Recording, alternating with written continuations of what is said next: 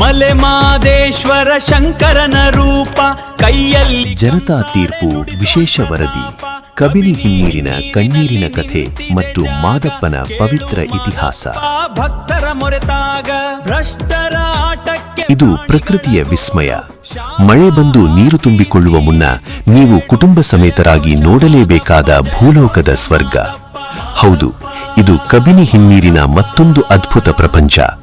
ಆದರೆ ಈ ಜಾಗ ಬರೀ ಪ್ರೇಕ್ಷಣೀಯ ಸ್ಥಳವಲ್ಲ, ಇದು ಸಾಕ್ಷಾತ್ ಶ್ರೀ ಮಾದೇಶ್ವರರು ಬಾಲ್ಯದಲ್ಲಿ ಆಟವಾಡಿ ಬೆಳೆದು ಧರ್ಮಕ್ಕಾಗಿ ಹೋರಾಡಿದ ಪವಿತ್ರ ಪುಣ್ಯಭೂಮಿ. ಇತಿಹಾಸದ ಪುಟಗಳನ್ನೊಮ್ಮೆ ತಿರುವಿ ನೋಡಿ. ಸಾಕ್ಷಾತ್ ಆ ಮಲೆಯ ಮಾದೇಶ್ವರ ಸ್ವಾಮಿ ಬಾಲ್ಯದ ದಿನಗಳನ್ನ ಕಳೆದ ಪವಿತ್ರ ತಾಣವಿದು. ಶರಣೆ ಶಂಕಮ್ಮ ವಾಸವಿದ್ದ ಆ ಐತಿಹಾಸಿಕ ಮನೆ ಇಂದು ಕಬಿನಿ ಹಿನ್ನೀರಿನ ಒಡಲಲ್ಲಿ ಅಡಗಿ ಹೋಗಿದೆ. ಪರಮಾತ್ಮನಾದ ಆ ಮಾದಪ್ಪ ಶರಣೆ ಶಂಕಮ್ಮನ ಮಗನಾಗಿ ಸಾಮಾನ್ಯ ಬಾಲಕನಂತೆ ಈ ಕಬಿನಿಯ ಮಣ್ಣಿನಲ್ಲಿ ಗೋಲಿಯಾಟದ ಮಾದಪ್ಪನಾಗಿ ತನ್ನ ಬಾಲ್ಯವನ್ನ ಕಳೆದಿದ್ದನು. ಇಷ್ಟು ದಿನ ಕಬಿನಿಯ ನೀರಿನೊಳಗೆ ಅಡಗಿದ್ದ ಆ ಮಾದಪ್ಪನ ಬಾಲ್ಯದ ನೆನಪುಗಳು, ಶಂಕಮ್ಮನ ಒಡನಾಟದ ಹಳೆಯ ಪವಿತ್ರ ಸ್ಥಳಗಳು ಮತ್ತು ಮುಳುಗಡೆಯಾಗಿದ್ದ ಪ್ರಾಚೀನ ದೇವಾಲಯಗಳು ಇಂದು ನೀರು ಖಾಲಿಯಾಗ್ತಿದ್ದಂತೆ ಕಣ್ಣಿಗೆ ಕಟ್ಟಿದಂತೆ ಕಾಣಿಸುತ್ತಿವೆ. ಮಳೆಗಾಲದ ನೀರು ಬಂದು ಇವೆಲ್ಲವೂ ಮತ್ತೆ ಮುಳುಗುವ ಮುನ್ನ ಒಮ್ಮೆ ಇಲ್ಲಿಗೆ ಬಂದು ಆ ಮಾದಪ್ಪ ಆಡಿ ಬೆಳೆದ ಜಾಗವನ್ನ ನೋಡಿ ಕಣ್ತುಂಬಿಕೊಳ್ಳಿ. ಆ ಮಾದಪ್ಪನಿಗೆ ಕಾಣಿಕೆ ಕಟ್ಟಿ ಆಶೀರ್ವಾದ ಪಡೆದುಕೊಳ್ಳಿ. ಆದರೆ ಕಣ್ಣಿಗೆ ಸೌಂದರ್ಯವಾಗಿ ಕಾಣುವ ಕಬಿನಿಯ ಹಿನ್ನೀರಿನ ಹಿಂದೆ ಒಂದು ಕರುಣಾಜನಕ ಕಥೆಯೂ ಇದೆ. ಕಬಿನಿ ಜಲಾಶಯದ ಒಡಲು ಬರಿದಾಗ್ತಿರುವುದರಿಂದ ಈ ಭಾಗದ ಮೂಕ ಪ್ರಾಣಿಗಳು ಕುಡಿಯುವ ನೀರಿಲ್ಲದೆ ತತ್ತರಿಸುತ್ತಿವೆ, ತೀವ್ರ ಸಂಕಷ್ಟಕ್ಕೆ ಸಿಲುಕುತ್ತಿವೆ. ಈ ಪರಿಸ್ಥಿತಿಗೆ ಕಾರಣ ಯಾರು? ಪ್ರಕೃತಿಯೇ? ಖಂಡಿತ ಇಲ್ಲ. ಕಬಿನಿ ಜಲಾಶಯವನ್ನ ಈ ಭೀಕರ ಸ್ಥಿತಿಗೆ ತಂದು ನಿಲ್ಲಿಸಿದ ಕೀರ್ತಿ ನಮ್ಮ ವ್ಯವಸ್ಥೆಯ ಕೆಲವು ಭ್ರಷ್ಟ ಅಧಿಕಾರಿಗಳ ಕುಟುಂಬಕ್ಕೆ ಸಲ್ಲಬೇಕು. ಕಬಿನಿ ಜಲಾಶಯದಲ್ಲಿ ನೀರು ತುಂಬಿ ತುಳುಕುತ್ತಿದ್ದರೂ ಅದನ್ನ ಸರಿಯಾಗಿ ಸದ್ಬಳಕೆ ಮಾಡಿಕೊಳ್ಳುವಲ್ಲಿ ನಮ್ಮ ನೀರಾವರಿ ಇಲಾಖೆ ಸಂಪೂರ್ಣವಾಗಿ ಎಡವಿದೆ.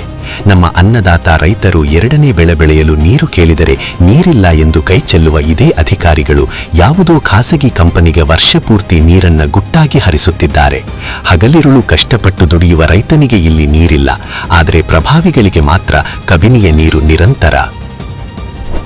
ಕಳೆದ ಸುಮಾರು ವರ್ಷಗಳಿಂದಲೂ ಸುಭಾಷ್ ಪವರ್ ಸಂಸ್ಥೆಯ ಈ ಅಕ್ರಮ ಕೃತ್ಯಗಳ ವಿರುದ್ಧ ಹೋರಾಟಗಾರರು ದಾಖಲೆ ಸಮೇತ ಹೋರಾಡಿ ಸುಸ್ತಾಗಿದ್ದಾರೆ.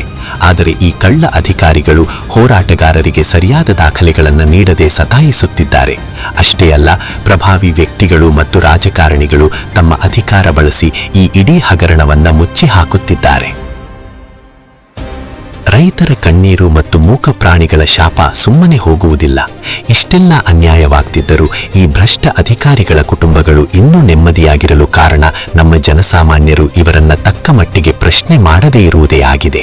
ಅದಕ್ಕೆ ಹೇಳುತ್ತಿರುವುದು, ಈ ಪುಣ್ಯ ಭೂಮಿಗೆ ಬನ್ನಿ, ಅನ್ನ ನೀಡುವ ರೈತನಿಗೆ ದ್ರೋಹ ಬಗೆದು ಭ್ರಷ್ಟಾಚಾರ ನಡೆಸುತ್ತಿರುವ ಆ ಕಳ್ಳ ಅಧಿಕಾರಿಗಳ ವಿರುದ್ಧ, ತನಿಖೆಯನ್ನ ಹಳ್ಳ ಹಿಡಿಸುತ್ತಿರುವ ಪ್ರಭಾವಿಗಳ ವಿರುದ್ಧ ಆ ಮಾದಪ್ಪನ ಸನ್ನಿಧಿಯಲ್ಲಿ ನ್ಯಾಯ ಕೇಳಿ.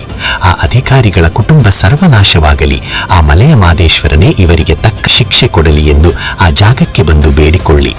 ಸಾವಿರ ಸಂಕಷ್ಟಗಳ ನಡುವೆಯೂ ತನ್ನ ನೈಸರ್ಗಿಕ ಸೌಂದರ್ಯವನ್ನ ಜಗತ್ತಿಗೆ ಚಾಚುತ್ತಿರುವ ಕಬಿನಿ ಜಲಾಶಯದ ಹಿನ್ನೀರಿಗೆ ಒಮ್ಮೆ ಭೇಟಿ ನೀಡಿ.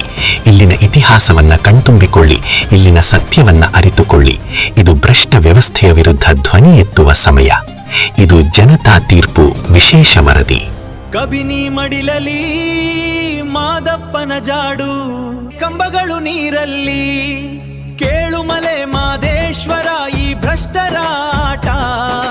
ರೈತನ ಕಣ್ಣೀರಿಗೆ ನೀರೇ ಇಲ್ಲದ ಪಾಡು. ಶಾಪ ಹಾಕಿ ಶಾಪ ಹಾಕಿ ಈ ಕಳ್ಳ ಅಧಿಕಾರಿಗಳಿಗೆ, ಶಾಪ ಹಾಕಿ ಶಾಪ ಹಾಕಿ ಈ ಕಳ್ಳ ಅಧಿಕಾರಿಗಳಿಗೆ.